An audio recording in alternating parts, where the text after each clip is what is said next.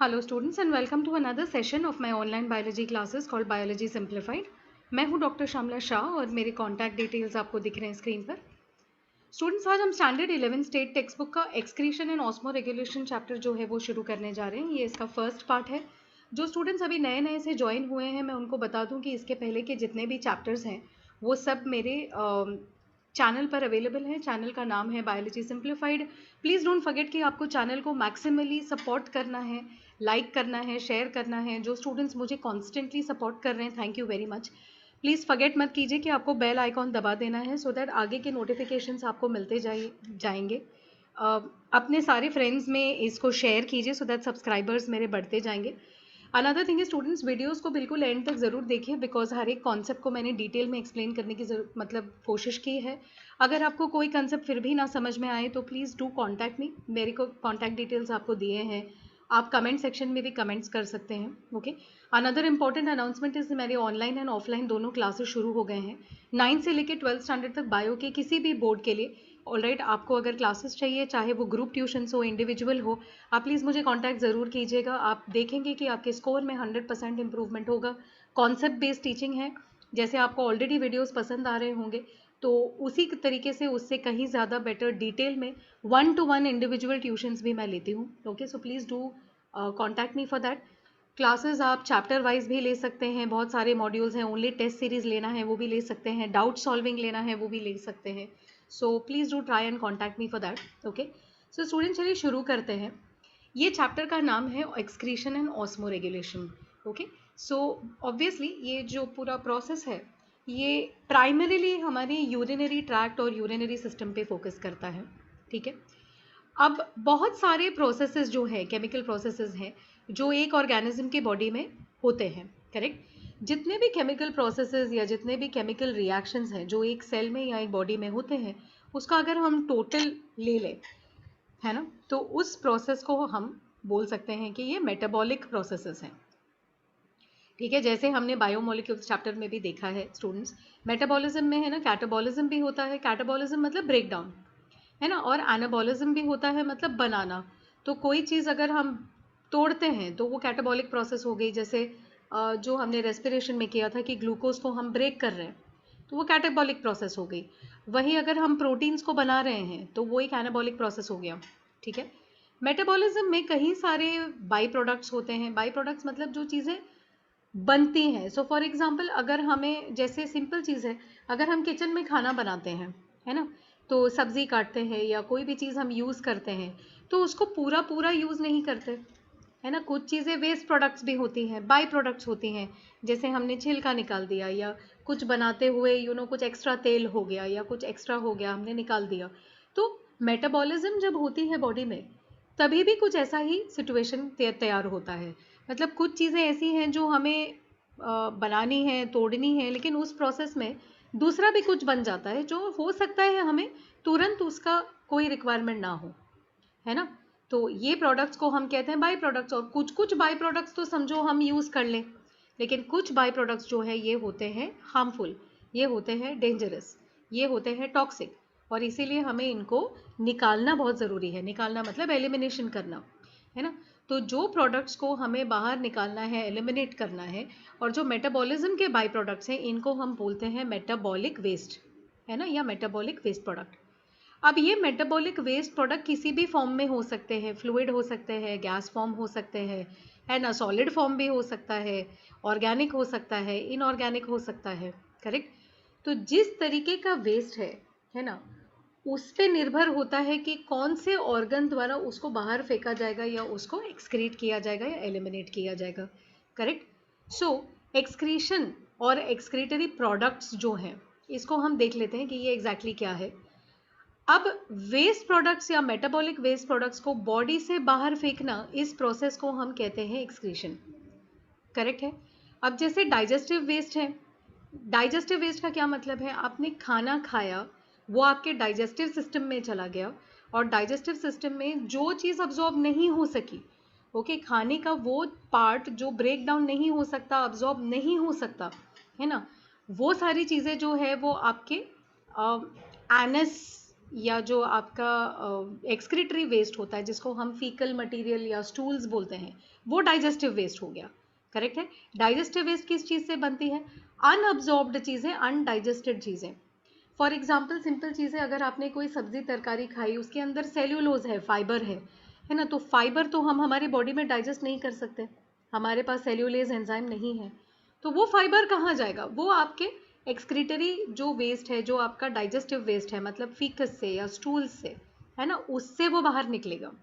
Correct. तो digestive waste का क्या मतलब है? ये ऐसी चीज़ें हैं जो बाहर जा रही हैं, जिनको कभी भी हमने ना अब्जॉर्ब किया ना डाइजेस्ट किया। ओके, ना तो ये प्रोडक्ट्स कभी सेल के अंदर आए, है ना, ये सेल में आए ही नहीं। इनको स्टमक ने क्रश किया, कोशिश किया, वो नहीं अब्जॉर्ब हुए तो उनको दूसरी तरफ से बाहर फेंक दिया गया। करेक्ट है। लेकिन मेटाबॉलिक वेस्ट जो है, मेटाबॉलिक वेस्ट हमारे बॉडी के हर एक सेल के अंदर उत्पन्न होता है। करेक्ट है। तो हर एक सेल के अंदर जो भी केमिकल प्रोसेसेस होते हैं, उसमें कुछ ना कुछ ऐसा जनरेट ज़रूर होता है जो वेस्ट प्रोडक्ट होता है। तो प्लीज़ डू नॉट कंफ्यूज कि आपका जो डाइजेस्टिव वेस्ट है और आपका मेटाबॉलिक वेस्ट है, ये दो अलग अलग चीज़ें हैं। डाइजेस्टिव वेस्ट खाने के अनयूज्ड कंपोनेंट्स को जो हम स्टूल से बाहर फेंकते हैं, वो डाइजेस्टिव वेस्ट है। और मेटाबॉलिक वेस्ट वो है जो डाइजेस्टेड एलिमेंट्स हर एक सेल में जाते हैं, फिर सेल उनको ब्रेक डाउन करता है या तो उनको यूज़ करता है, और फिर जो वेस्ट प्रोडक्ट बनता है हर एक सेल के अंदर, वो होता है मेटाबॉलिक वेस्ट। ठीक है। तो चलिए अलग अलग टाइप के एक्सक्रीटरी वेस्ट प्रोडक्ट्स को ज़रा देख लेते हैं। करेक्ट। क्या क्या हम प्रोड्यूस कर सकते हैं ह्यूमन बॉडी के अंदर जो एक्सक्रीटरी वेस्ट के तौर पे हम उसको लिस्ट आउट कर सकते हैं? पहली चीज़ है पानी, है ना। तो अभी आप बोलेंगे कि पानी कैसे वेस्ट हो सकता है? पानी तो अच्छा है, सही बात है, पानी अच्छा है, लेकिन एक्सेस अमाउंट में पानी हमारा बॉडी अब्जॉर्ब भी नहीं कर सकता, उसको यूज़ भी नहीं कर सकता, है ना। तो जैसे आपने देखा कि बहुत सारे, फॉर एग्जांपल अभी हमने रेस्पिरेशन प्रोसेस हमने किया, है ना, तो आपने देखा होगा जब ग्लूकोज ब्रेक डाउन होता है तो एंड में क्या बनता है? पानी बनता है कि नहीं? है ना। सेम वे आपके फोटोसिंथेसिस प्रोसेस में भी पानी बनता है, ये क्या है? मेटाबॉलिक पानी है। तो हर प्रोसेस में पानी बन भी रहा है, पानी हम खाने के थ्रू भी पानी ले रहे हैं, तो थोड़ा बहुत एक्सेस जो होता है वो एक तरीके का वेस्ट ही हो गया, है ना। फिर आते हैं गैसियस वेस्ट, गैस फॉर्म में। Okay, for example carbon dioxide, है ना। कार्बन डाइऑक्साइड जो हमारे अगेन रेस्पिरेशन चैप्टर जब हमने किया तो आपने देखा है कि एट द एंड आपको कार्बन डाइऑक्साइड मिलता है ना। कार्बन डाइऑक्साइड मिलता है कि नहीं? देखिए, याद कीजिए, ग्लूकोज ब्रेक डाउन होता है, gives you carbon dioxide plus water. अब वो कार्बन डाइऑक्साइड हमारे लिए टॉक्सिक है, तो हमें उसको बाहर फेंकना है। फिर आते हैं नाइट्रोजिनस वेस्ट। नाइट्रोजिनस वेस्ट जो है, ये नाइट्रोजन कंटेनिंग कंपाउंड्स हैं, जैसे कि अमोनिया हो गया, यूरिया हो गया, यूरिक एसिड हो गया, क्रिएटिनिन। ओके, ये सारी जो चीज़ें हैं, ammonia, urea, uric acid and creatinine, ठीक है, ये नाइट्रोजन कंटेनिंग वेस्ट है। एंड नाइट्रोजन कंटेनिंग वेस्ट है ना, काफ़ी हमारे लिए टॉक्सिक और डेंजरस हो सकते हैं अगर इनको सही टाइम पे सही तरीके से एलिमिनेट ना किया गया। फिर दूसरा वेस्ट आता है मिनरल्स, जो हम खाते हैं उसमें कभी एक्स्ट्रा भी हो जाता है ना, एक्स्ट्रा कैल्शियम आ गया, किसी चीज़ में एक्स्ट्रा मैग्नीशियम आ गया, है ना। सॉल्ट्स हैं जो कभी एक्स्ट्रा में हो जाती हैं, तो sodium salts for example NaCl, KCl, है ना, कैल्शियम क्लोराइड या कैल्शियम नाइट्रेट्स, है ना, कैल्शियम कार्बोनेट्स। तो अगर ये सब चीज़ें बॉडी में एक्सेस में हो जाएं, ओके, तो इनको एक्सक्रीट किया जाता है किस तरीके से? यूरिन से, ओके, फीशीज से या आपके स्टूल से, एंड स्वेट से। ये तीन मेजर तरीके हैं जिससे ये सारे वेस्ट जो है इनको हम बाहर फेंक सकते हैं। ओके, जो स्टूडेंट्स नीट की तैयारी कर रहे हैं, बी केयरफुल। ओके, ये सारे जो लिस्ट हैं, ये लिस्ट आपको करने ही है। ऑफकोर्स जो बोर्ड एग्जाम की तैयारी कर रहे हैं उनको तो करना ही है, but those who are doing from NEET point of view, देखिए यहाँ पे आपको पता होना चाहिए कि नाइट्रोजन कंटेनिंग वेस्ट कौन सी है ना, मिनरल वेस्ट कौन सी है। ठीक है। अब आगे आ जाते हैं पिगमेंट्स पे। अब हमारी बॉडी में हीमोग्लोबिन है ना। तो हीमोग्लोबिन जब आरबीसी, आपको पता है आरबीसी के एक लाइफ होती है ना, एक थोड़े कुछ दिनों के बाद उस आरबीसी को ब्रेक डाउन किया जाता है, मतलब आपका जो रेड ब्लड सेल है उसको ब्रेक करके, उसके अंदर के कंपोनेंट्स को ब्रेक करके फिर नया सेल बनता है। तो उसके अंदर का जो हीमोग्लोबिन है ना, जब उसको तोड़ा जाता है बॉडी के अंदर, तो कुछ ऐसे प्रोडक्ट्स बनते हैं, फॉर एग्जाम्पल बिलीरुबिन, ओके, और यूरोक्रोम, ये दो इंपॉर्टेंट पिगमेंट्स हैं जो बनते हैं हेमोग्लोबिन के ब्रेकडाउन से। तो बिलीरुबिन जो है इसको हम स्टूल से या फीशिस के थ्रू बाहर फेंकते हैं बॉडी से, ओके, और यूरोक्रोम को हम यूरिन के थ्रू ऑलराइट बाहर फेंकते हैं, करेक्ट। अब कभी कभी आप देखेंगे कि अगर आपने सपोज कोई बहुत ब्राइटली कलर्ड खाना खाया, फॉर एग्जांपल बीटरूट, है ना, बीटरूट बड़ा ही सुंदर लाल पिंक कलर का उसका पिगमेंट होता है, तो आप कभी नोटिस करके देखेंगे तो ये जो पिगमेंट्स है ना, ये भी हमारे स्टूल के थ्रू बाहर निकलते हैं। पालक के पिगमेंट्स हैं, ये हमारे स्टूल्स के थ्रू बाहर निकलते हैं। सिमिलरली अगर विटामिन हम एक्सेस में कंज्यूम करें, कोई हार्मोन की मेडिसिन या हार्मोन्स कंज्यूम करें, कोई भी ड्रग्स या मेडिकेशंस अगर हम लेते हैं, तो ये सारी चीजें हैं तो बॉडी के लिए फॉरेन ही ना, तो बॉडी उसको एक्टिवली एक्सक्रीट करने के लिए देखेगा, राइट। अब जो स्पाइसेस हम खाते हैं, फॉर एग्जांपल काली मिरी, लवंग एटसेट्रा, इनमें कुछ वॉलेटाइल ऑयल्स होती हैं, है ना, जिनकी खुशबू हमें आती है, राइट। कभी कभी गार्लिक होता है, लहसुन, उसमें भी कुछ वॉलेटाइल ऑयल्स होते हैं। वॉलेटाइल मतलब वो रूम टेम्परेचर पे उड़ जाते हैं, उनके लो यू नो बॉइलिंग पॉइंट्स होते हैं, करेक्ट। तो जब भी हम स्पाइसेस खाते हैं तो उसके अंदर की जो वॉलेटाइल सब्सटेंसेस हैं वो बाहर जाती हैं हमारे लंग्स या फेफड़ों के थ्रू, राइट। सो बहुत इंटरेस्टिंग है कि कैसे अलग अलग चीज़ों के साथ में आपकी बॉडी डील करती है और उनको अलग अलग तरीके से सिस्टम से बाहर फेंका जाता है, करेक्ट। अब और एक इंटरेस्टिंग चीज़ ये है कि हमारी बॉडी जो है ना, कार्बोहाइड्रेट और फैट अगर एक्स्ट्रा हो जाए तो उसको तो हम स्टोर कर लेते हैं, है ना, तो कार्बोहाइड्रेट का ग्लाइकोजन बनाते हैं, फैट को एडिपोज टिश्यू में स्टोर करते हैं। लेकिन अगर ये अमाइनो एसिड्स एक्सेस में हो जाए ना, तो इनको हम स्टोर नहीं कर पाते हैं, करेक्ट। तो एक्सेस अमाइनो एसिड्स अगर हो जाते हैं तो इनको हमें ब्रेक डाउन करना पड़ता है, और इस ब्रेक डाउन प्रोसेस का नाम होता है डीएमिनेशन। डीएमिनेशन मतलब अमाइनो ग्रुप को अलग कर दिया जाता है या रिमूव कर दिया जाता है अमाइनो एसिड से, और इस अमाइनो ग्रुप से ओके अमोनिया बनता है, ठीक है। अमोनिया बहुत ही टॉक्सिक गैस है, राइट, बहुत टॉक्सिक है, और इसको हमें या तो डायरेक्ट एक्सक्रीट करना पड़ता है एज अमोनिया, या तो फिर इसको हम कन्वर्ट करते हैं थोड़े से नॉर्मल फॉर्म्स में, फॉर एग्जांपल या तो यूरिया बनाते हैं या तो यूरिक एसिड बनाते हैं, करेक्ट है। तो डिपेंडिंग अपॉन कि कौन सा एनिमल किस चीज का एक्सक्रीशन करता है, वो या तो डायरेक्ट अमोनिया को बाहर फेंकता है, क्या वो यूरिया बाहर फेंकता है, क्या वो यूरिक एसिड बाहर फेंकता है, ओके, उस बेसिस पे एनिमल्स की क्लासिफिकेशन होती है, करेक्ट है। अब कोई रिलेशनशिप नहीं है कि ये पर्टिकुलर फैमिली की एनिमल रहेगी तो ये ऐसे ही बिहेव करेगी, ये अमोनिया ही एक्सक्रीट करेगी, ऐसा कुछ भी नहीं है, okay. There is no phylogenetic relationship. मतलब अगर आप एक्सक्रीशन के प्रोसेस पे ट्राई करेंगे कि हम एनिमल्स को क्लासिफाई करें तो वो नहीं पॉसिबल होता है। तो साइंटिस्ट ने क्या तोड़ निकाला है कि शायद एक्सक्रीटरी प्रोसेस फाइलोजेनेटिक रिलेशनशिप पे इतना निर्भर नहीं करती जितना कि उसके हैबिtat पे निर्भर करती है। मतलब क्या कोई एनिमल पानी में ज़्यादा रहता है, क्या कोई एनिमल ड्राई एरिया में ज़्यादा रहता है, क्या वो नॉर्मल रीजन में रहता है, क्या वो झाड़ों पर रहता है, क्या वो उड़ता है, उसका खाना पीना कैसा है, उस बेसिस पे, है ना, बॉडी या तो अमोनिया या तो यूरिया या तो यूरिक एसिड को एक्सक्रीट करती है, करेक्ट।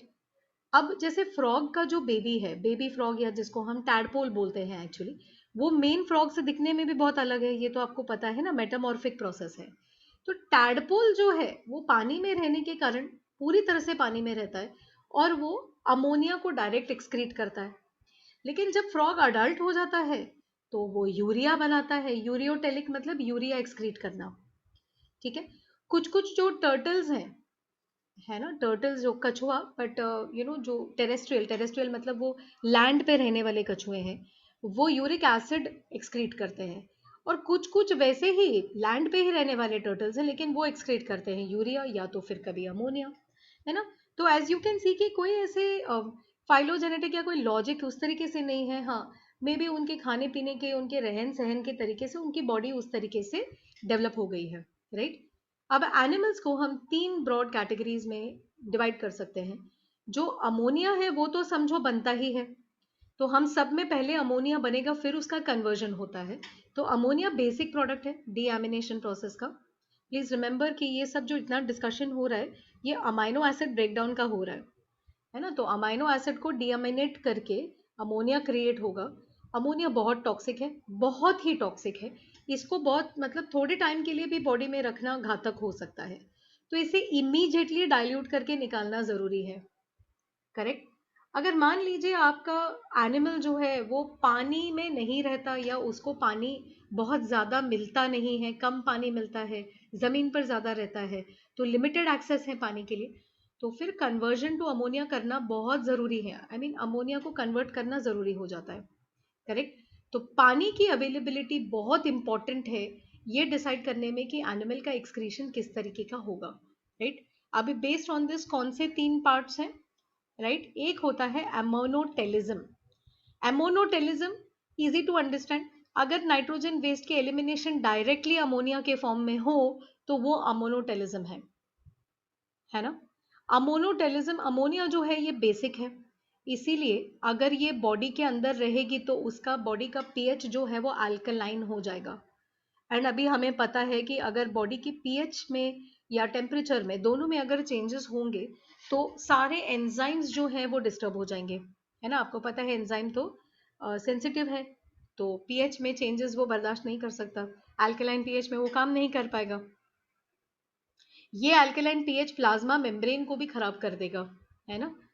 अब एक एडवांटेज अमोनिया का ये है कि ये पानी में बड़ी जल्दी रेडिली घुल जाता है, बहुत इजीली सॉल्युबल है, लेकिन इसको डाइल्यूट करने के लिए बहुत सारा पानी चाहिए, huge amount of water. Correct. अगर इनफ पानी है तो अमोनिया को डायरेक्ट पानी में फेंकना सबसे इजी तरीका है इस वेस्ट को एलिमिनेट करने के लिए। आपको कोई कन्वर्जन करने की जरूरत नहीं है, इसीलिए अगर जानवर डायरेक्टली अमोनिया को बाहर फेंक सके पानी में, है ना, तो ये एनर्जी सेविंग मोड है। ऐसे जानवर को एक्सक्रीशन में बहुत ज्यादा मेहनत करने की जरूरत नहीं है। इसीलिए आप देखेंगे कि हर वो जानवर जिसके आजू बाजू में बहुत सारा पानी है इस अमोनिया को डाइल्यूट करने के लिए, करेक्ट, वो नाइट्रोजनस वेस्ट को direct in the form of ammonia excrete करते हैं। और ऐसे एनिमल्स का नाम होता है अमोनोटेलिक, है ना। तो अमोनोटेलिक एनिमल्स कौन कौन होगा? अगर आप इजीली सोचेंगे तो ऑब्वियसली आपके सारे फिशेस, है ना, आपके एक्वेटिक एम्फिबियंस, कभी कभी आपके प्रोटोजोअन्स जो हैं जिनके एक्सक्रीटरी सिस्टम ही नहीं है, वो भी तो सारे प्रोसेसेस करते हैं। तो ये सारे जो एनिमल्स हैं जो डायरेक्ट अमोनिया को पानी में बाहर फेंक के एक्सक्रीट करते हैं, ऐसे एनिमल्स को हम कहते हैं अमोनोटेलिक एनिमल्स। ठीक है। 1 ग्राम अमोनिया को हमें कम से कम 300 से 500 ml पानी देना पड़ता है ताकि वो अच्छे से एलिमिनेट हो सके बॉडी से। ठीक है। अमोनोटेलिज्म, है ना, एक्वेटिक इनवर्टेब्रेट्स में, बोनी फिशेस में, एक्वेटिक एंड लार्वल एम्फिबियंस में जैसे कि आपके फ्रॉग्स वगैरह है, या अगर कोई भी एनिमल ऐसा है जिसका कोई एक्सक्रीटरी सिस्टम है ही नहीं, ओके, तो वो भी सारे अमोनोटेलिक एनिमल्स होते हैं। For example protozoa.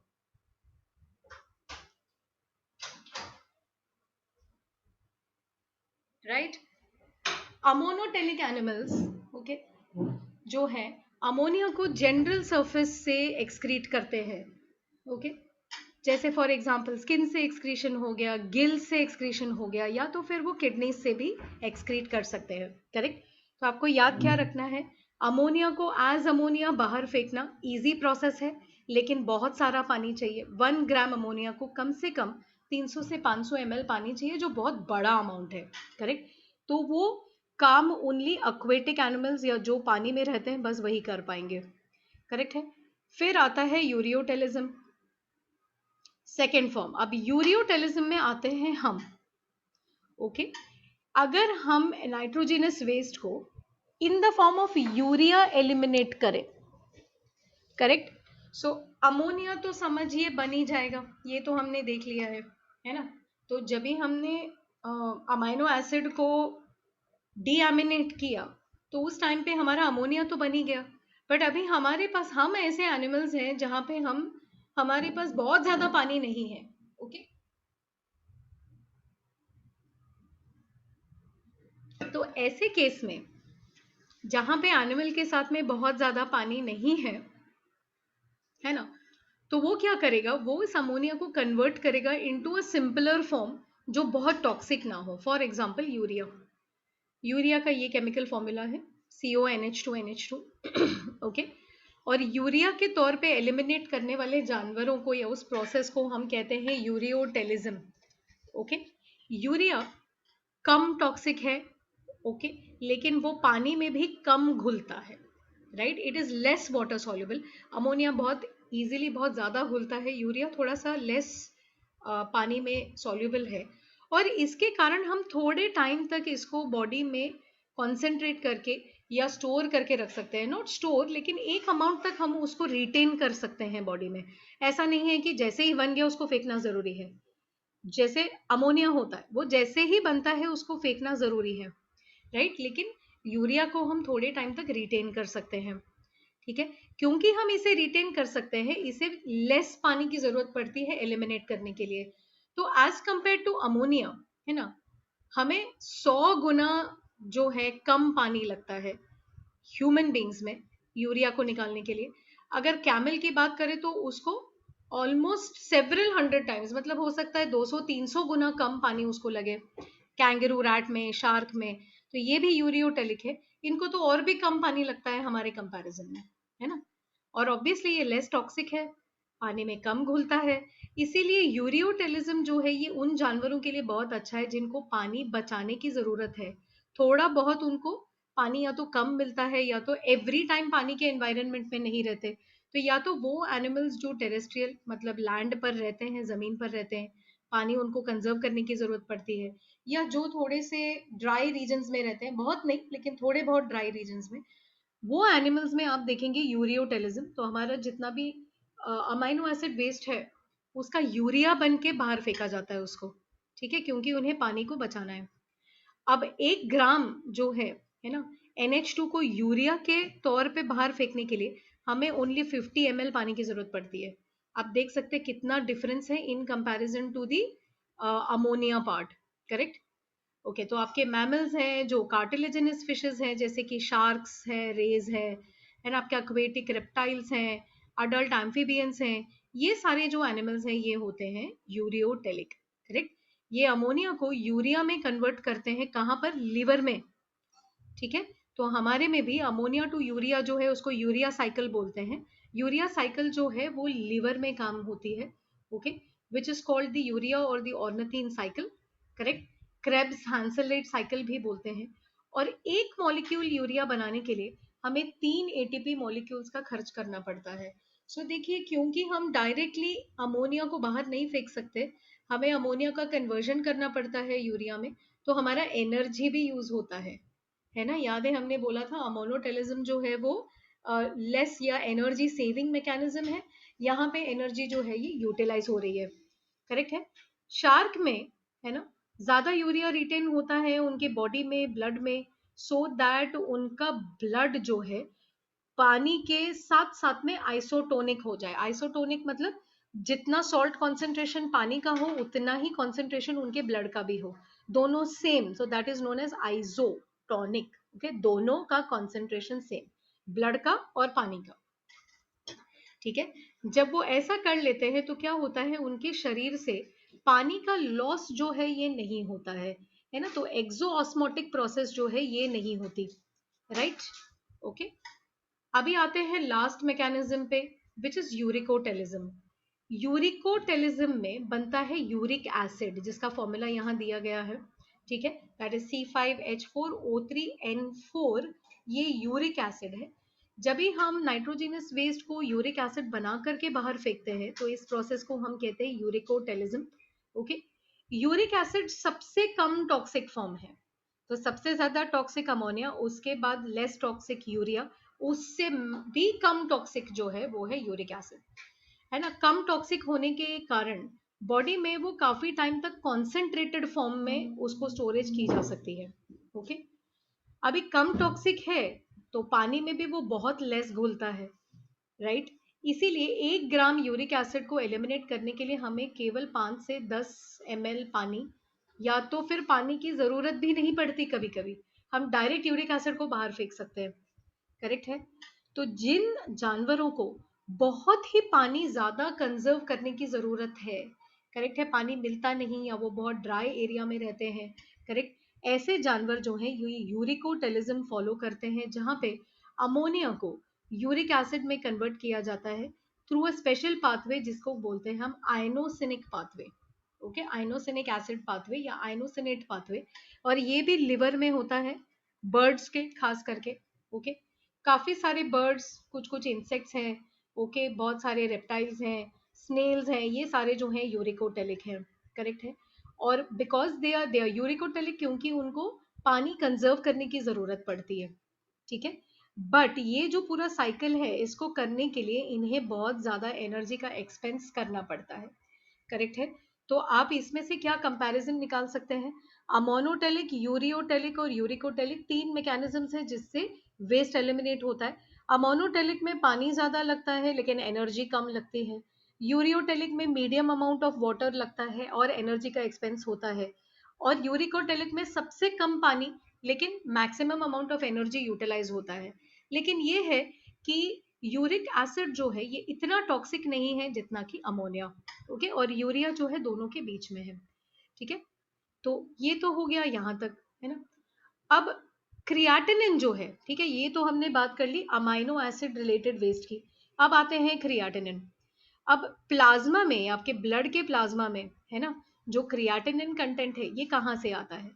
ये तब आता है जब हमारे जो स्केलेटल मसल्स है ना, वो कॉन्ट्रैक्ट और रिलैक्स होते हैं। तो उस टाइम पे क्रिएटिनिन फॉस्फेट को तोड़ा जाता है, और इस क्रिएटिनिन फॉस्फेट का बाई प्रोडक्ट है क्रिएटिनिन। ठीक है।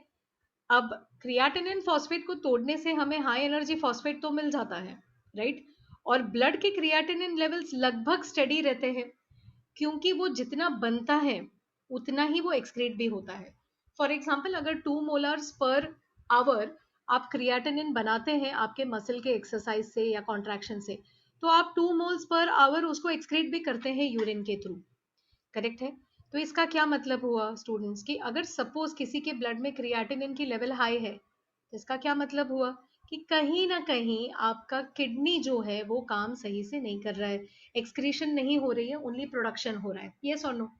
तो जब भी किसी को शक होता है कि मे बी उनकी किडनी बराबर काम नहीं कर रही है, तो डॉक्टर्स बोलते हैं कि आप क्रिएटिनिन की टेस्ट कीजिए यूरिन में, है ना। तो यूरिन में क्रिएटिनिन और ब्लड में क्रिएटिनिन का लेवल, राइट, अगर एक पर्टिकुलर परसेंटेज से ब्लड की क्रिएटिनिन लेवल बहुत हाई रहे, तो इट मीन्स दैट यूरिन में एक्सक्रीशन प्रॉपरली नहीं हो रहा है और किडनी कहीं ना कहीं वीक हो गई है, राइट। अब एक्सक्रीटरी ऑर्गन्स का इंपॉर्टेंस क्या है ना। बॉडी के अंदर एक कांस्टेंट इंटरनल एनवायरनमेंट मेंटेन करते हैं। कांस्टेंट इंटरनल एनवायरनमेंट हम पहले भी डिस्कस कर चुके हैं, इसको हम बोलते हैं होम्योस्टैसिस। मतलब सॉल्ट की कॉन्सेंट्रेशन कांस्टेंट होनी चाहिए, पानी का कॉन्सेंट्रेशन कांस्टेंट होना चाहिए, शुगर का कॉन्सेंट्रेशन कांस्टेंट होना चाहिए, जो वेस्ट प्रोडक्ट्स है उनको निकाला जाना चाहिए, पीएच शुड बी मेंटेन्ड, है ना, ionic balance should be maintained.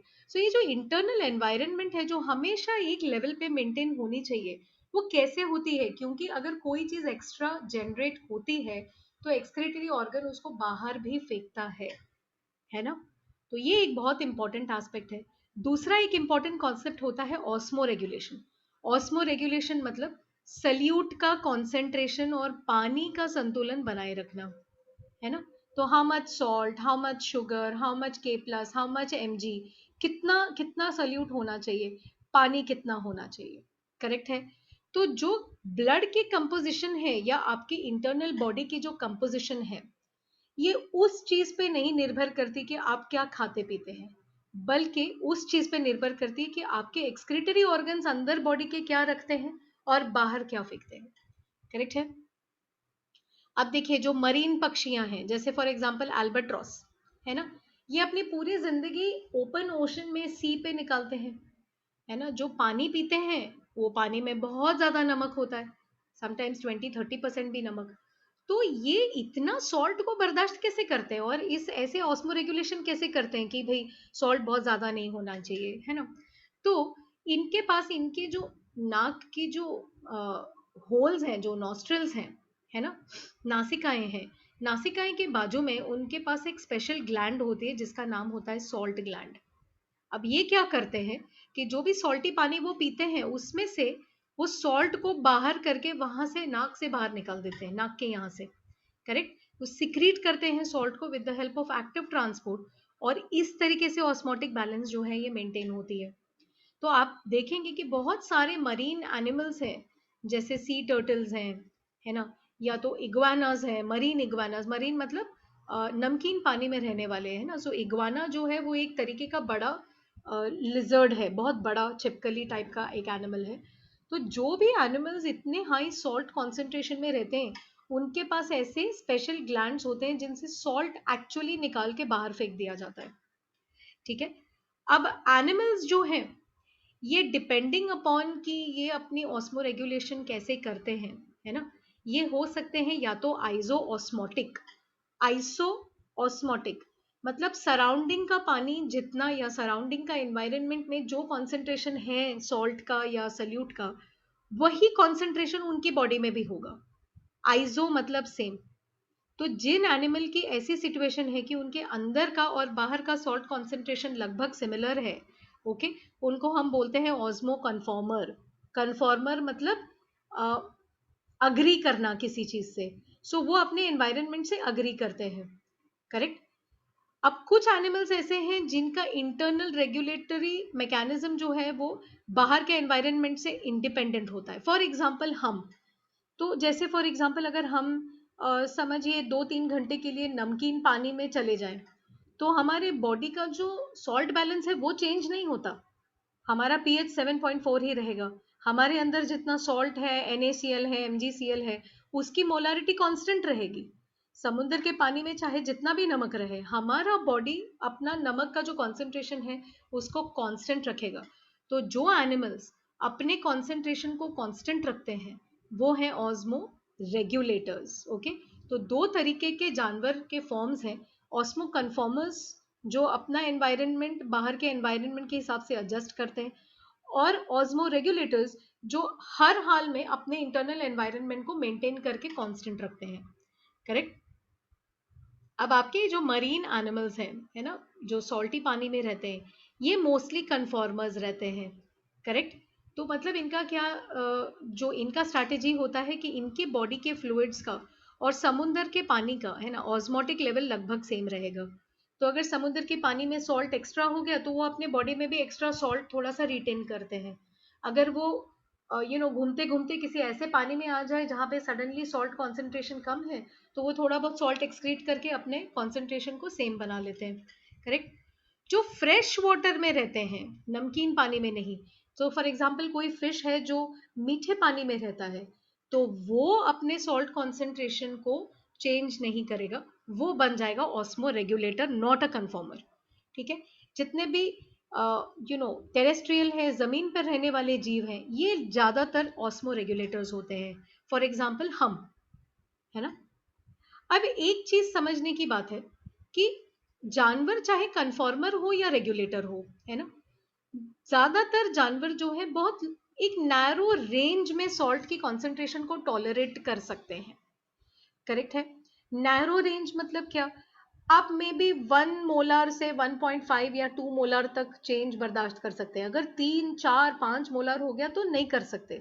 Correct. तो वो रेगुलेटर हो या कन्फॉर्मर हो, क्योंकि सॉल्ट, अच्छा, जब भी हम सॉल्ट की बात करते हैं मोस्टली हमारे माइंड में नमक एज एन NaCl आता है।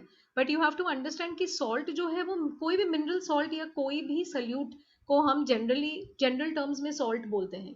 तो अगर मैग्नीशियम भी ज्यादा है, कैल्शियम भी ज्यादा है, तो वो भी हमारे लिए सॉल्ट ही है। राइट। सो वो जरा माइंड में रखिए। तो जो एनिमल्स बहुत ही नैरो रेंज टॉलरेट कर सकते हैं, बहुत ज्यादा टॉलरेंस नहीं है, ऐसे एनिमल्स को हम कहते हैं स्टीनोहेलाइन। ओके। हेलाइन मतलब coming from the word halide या सॉल्ट। स्टीनो मतलब नैरो या कम। तो जिनको कम टॉलरेंस है वो हो गए स्टीनोहेलाइन। कुछ एनिमल्स जो है ये बहुत बड़े बड़े चेंजेस हैंडल कर सकते हैं। तो 1 से 2, 3 हो गया, 5 हो गया तो भी वो हैंडल कर लेते हैं। ओके। बहुत बड़े बड़े चेंजेस इन सैलिनिटी हैंडल करने वाले एनिमल्स को हम कहते हैं euryhaline organisms. For example barnacles हैं या क्लैम्स हैं, ये इस कैटेगरी में आते हैं। करेक्ट है। ये सब नेम्स जो हैं आपको किंगडम एनिमेलिया में मिल जाएंगे। So please do refer to that chapter अगर आपने ऑलरेडी नहीं देखा है तो। ओके। यूनिसेल्यूलर जो फॉर्म्स हैं, फॉर एग्जाम्पल आपके अमीबा है या दूसरे प्रोटिस्टेंस हैं, वो क्या करते हैं? तो जब भी उनके अंदर बहुत ज़्यादा सॉल्ट या बहुत ज़्यादा वेस्ट हो जाता है, अब उनके पास तो कोई स्पेशल ऑर्गन तो हो नहीं सकती क्योंकि वो यूनिसेल्युलर है, तो वो क्या क्रिएट करते हैं, वो ऑर्गेनेल क्रिएट करते हैं, छोटा सा ऑर्गन, ओके, जो ऑस्मो रेगुलेशन का काम करते हैं। उस ऑर्गन का नाम होता है कॉन्ट्रैक्टाइल वैक्यूल। कॉन्ट्रैक्टाइल वैक्यूल क्या करता है, ये वेस्ट को कलेक्ट भी करता है और प्रोडक्ट को सेल के बाहर डिस्चार्ज भी करता है, फेंक देता है, ओके। फॉर एग्जांपल स्पंजेस में, ओके, एक्सक्रीशन होती है, ओके, थ्रू वाटर, तो पानी के अंदर जो है वो वेस्ट घुल जाता है और फिर वो ऑस्क्यूलम से उसको बाहर फेंका जाता है। ये सारे टर्म्स अगर स्टूडेंट्स नए जुड़े हैं उनको नहीं पता, तो ये सारे टर्म्स आपको किंगडम एनिमेलिया में मिल जाएंगे, ऑस्क्यूलम क्या है, ऑस्टिया क्या है ना, तो एक बार आप रेफर जरूर कर लीजिए। कुछ कुछ एनिमल्स जो हैं वो एक्चुअल ऑर्गन्स दिखाते हैं जिससे एक्सक्रीशन होती है, और ये ज्यादातर वो एनिमल्स हैं जिनमें बायलैटरल सिमेट्री है। Once again animal kingdom please refer कीजिए ये सब टर्म्स के लिए, ओके। सबसे कॉमन जो तरीका है ना एक्सक्रीशन का, वो है कि एक सिंपल या ब्रांचिंग ट्यूब जैसा स्ट्रक्चर होता है जो बॉडी के बाहर थ्रू पोर्स खुलता है, और इस पोर को हमने नाम दिया है नेफ्रीडियोपोर्स, करेक्ट है। तो स्टूडेंट्स यहाँ तक हम लोगों ने एक जनरल पिक्चर देखा है कि कैसे एक्सक्रीशन होता है और कैसे ऑस्मोरेगुलेशन होता है। इस वीडियो को मैं यहाँ पर एंड करती हूँ। प्लीज़ डो नॉट फॉरगेट कि आपको लाइक शेयर एंड सब्सक्राइब करना है। क्लासेस शुरू हुए हैं स्टूडेंट्स, तो अगर आपको उसका बेनिफिट लेना है, पर्टिकुलरली दो स्टूडेंट्स जो नीट अपियर कर रहे हैं, ओके, प्लीज़ डू कॉल। चाहे आपका फर्स्ट टाइम हो या आप रिपीट कर रहे हैं, आपको गारंटीड जो है रिजल्ट्स मिलेंगे, बेटर इंप्रूवमेंट मिलेगा, कॉन्सेप्चुअल अंडरस्टैंडिंग मिलेगा। So please do not forget to contact me. Thank you very much and keep studying.